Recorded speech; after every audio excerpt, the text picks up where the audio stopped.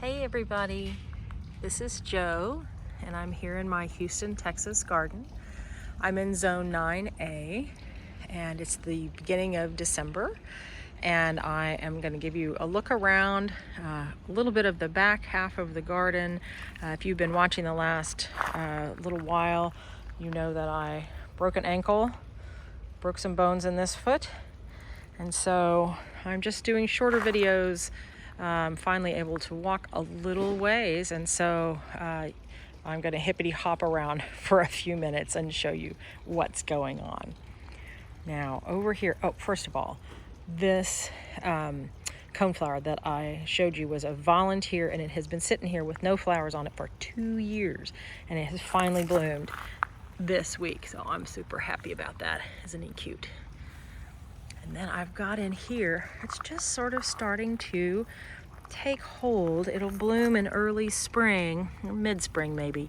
This is that Peter's Purple Monarda, and you can see it gets kind of ratty and a lot of it dies down. And as soon as it blooms, it looks terrible. And so you can see it's kind of coming back, so it'll look nice. And then I've got the last little dregs of some Tutti Frutti Agastache, which I won't grow again, but this shockingly made it through the summer.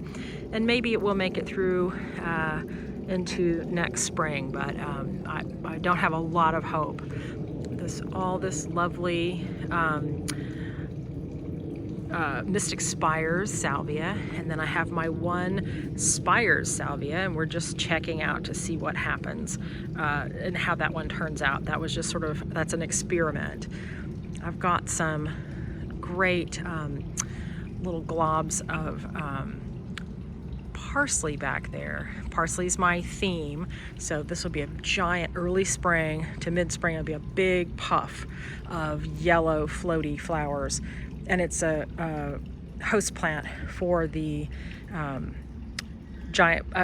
the eastern black swallowtail butterflies. And then I can see right here in the front is a seedling of a cleome, and I've thrown all kinds of seeds out here in the last couple of weeks, last month or so, and there's some more little seedlings there. And I will just sort of edit out what I don't want in the spring, because I'm going to have too many of some things. Now this is something I didn't have any idea this was going to keep blooming. This is Palafox. It is so beautiful, and it's native Texas wildflower, really. But it's sort of a good looking plant, and I love how floaty it's been out here in the fall, and it blooms in the fall in the wild as well. And then I have moved, this is a wine cup, which is a Texas wildflower for, I'm sure, tons of the United States. And I moved it out of the gravel, and it's finally sort of taken hold. And then I've got a couple of little bluebonnet seedlings here coming up.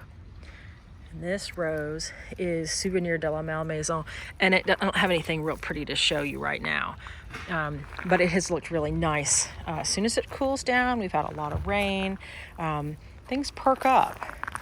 This is the sport of Souvenir de la Malmaison.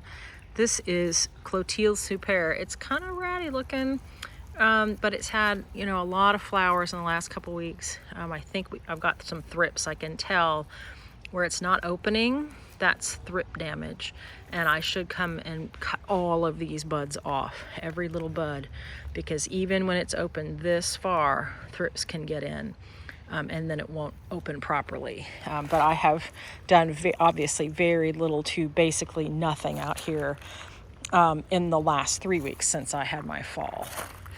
Now over here, this beautiful grass is going a little brown sooner than I thought, but lovely inflorescences going along. And then I've got some pretty crinum lilies here, and this one is pink, this one is white, this sort of one that's standing up. It has not bloomed in 15 years or more, but it is great foliage, and it just has such stature in the garden. I love it, even though it wasn't bloom. I think it looks really pretty all year long. And then as soon as it got chilly, this Mexican bush sage, Salvia leucantha. I said this last year. As soon as it gets chilly, the flowers get darker. And I swear that's true. And so, and it's, you see it's still laying down a bit.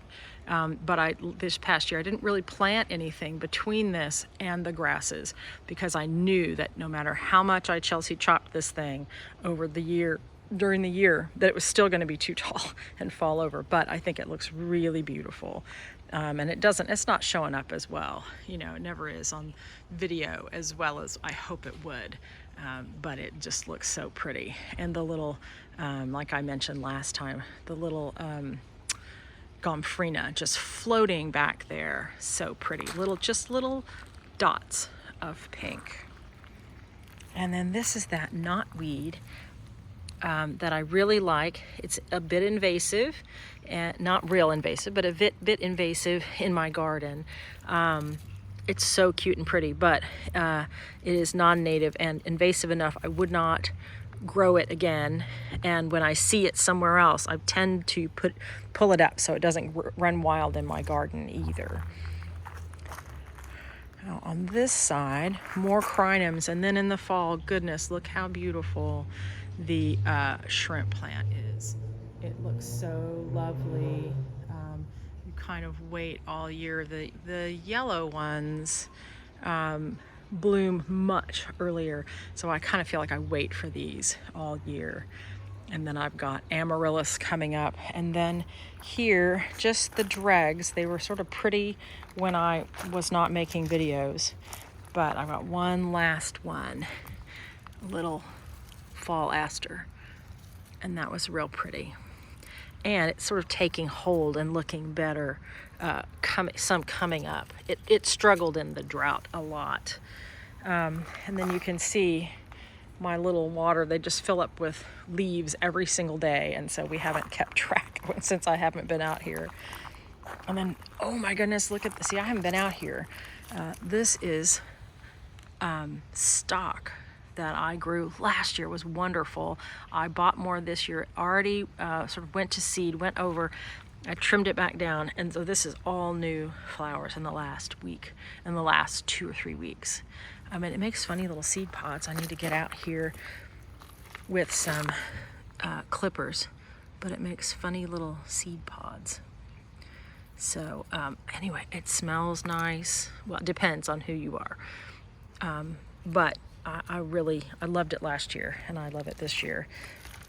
Here is more of that wildflower, but look, see this little stuff? See, it's taken hold right there.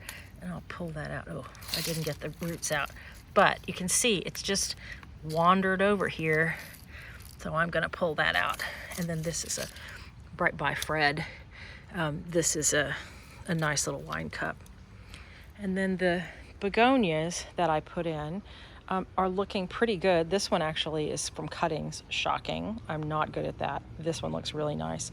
These were new this year. This one's a little ratty, but the one back there croaked on me. And that's a casualty of a broken leg, I think.